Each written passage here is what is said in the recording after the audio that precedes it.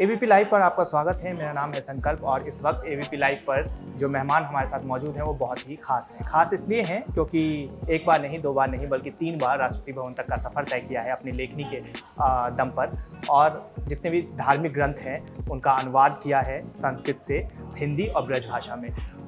मृदुल कृति जी हमारे साथ मौजूद है यहाँ पर। आपका मैम बहुत बहुत स्वागत है एबीपी लाइव पर। धन्यवाद।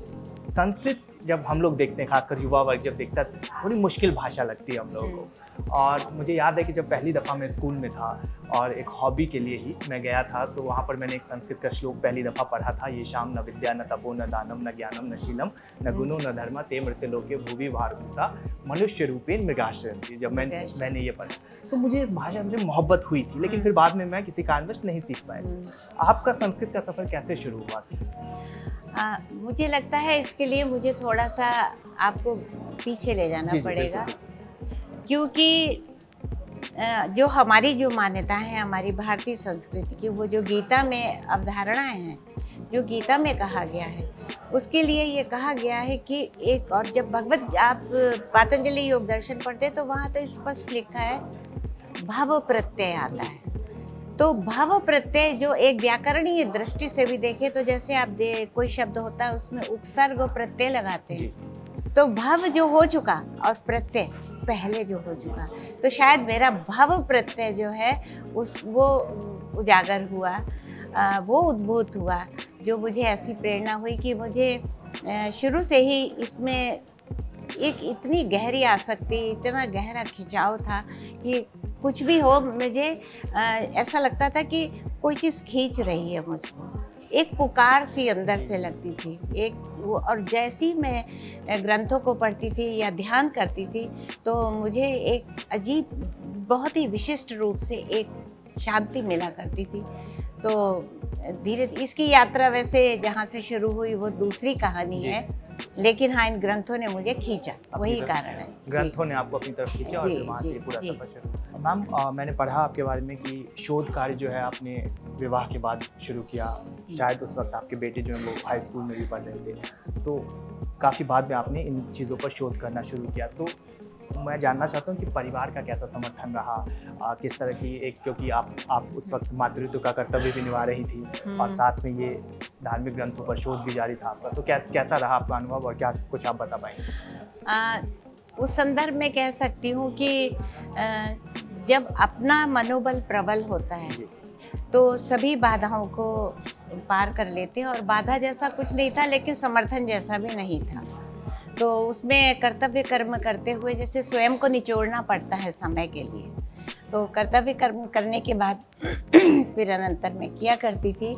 और वेदों पर जब शोध कार्य किया, वैदिक लोकतंत्र पे मैंने पीएचडी किया है, तो उसके अनंतर ही जब चारों वेदों को खोल के डाल दिया करती थी। साम वेद का जब अग्न आ याही वीते गृणानो हव्य दायते नहीं होता सत्स्य महर्षि ऐसी पढ़ा, तो उसका अपने आप ही एक काव्य अनुवाद होने लगा। हे परमेश्वर सुखदाता तू ब्रह्मांड विश्व में व्यापक है, दे ज्ञान श्री व सुख शांति रिद्धि अखिल विश्व तेरा याचक है।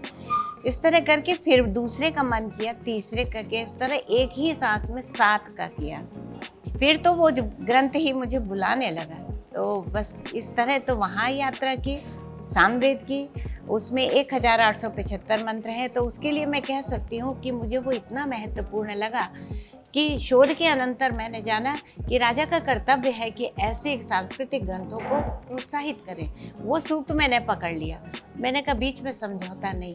तो रसोई घर से राष्ट्रपति भवन पहली यात्रा की। तो अगर हम अष्टावक्र गीता की बात करें तो जैसे हम लोग भगवत गीता पढ़ते हैं तो वो भगवत गीता धार्मिक ग्रंथ तो लगता है, लेकिन साथ ही ऐसा लगता है कि इसने ज़िंदगी में, इस किताब में सभी उत्तर मौजूद हैं। ज़िंदगी में जितनी भी समस्याएं आ चुकी हैं, आने वाली हैं, सबके उत्तर वहाँ पे मौजूद हैं। तो आप किस तरीके से देखती हैं भगवत गीता को? भगवत गीता शायद जीवन का संविधान है, और उसमें मन की परिस्थितियाँ, जीवन की परिस्थितियाँ और तुम्हारे शोक, मोह, लोभ, इन सब को जो क्या परिणाम क्या होता है, अगर एक वाक्य में, क्योंकि जब ये भगवत गीता जो ब्रज भाषा में अनुवादित है, इसको अटल जी ने इसका विमोचन किया, वो भी जन्माष्टमी के दिन। तो उन्होंने मुझसे पूछा, मृदुल भगवत गीता को अगर हम कहें तुम एक शब्द में कहो, एक वाक्य में कहो, कैसे बोलोगी? तो मैं इतनी बड़े प्रभुत्व के आगे, लेकिन हाँ, कान्हा ने मुझे उत्तर दिया कि कृष्ण ये कहते हैं मनुष्यों से कि तुम परिणाम की इच्छा करते हो और मैं इच्छा का परिणाम जानता क्या बात। हूँ। तो गीता यही बताती है कि तुम सदा इच्छा की परिणाम करते हो। इच्छा का परिणाम क्या होता है? भव बंधन।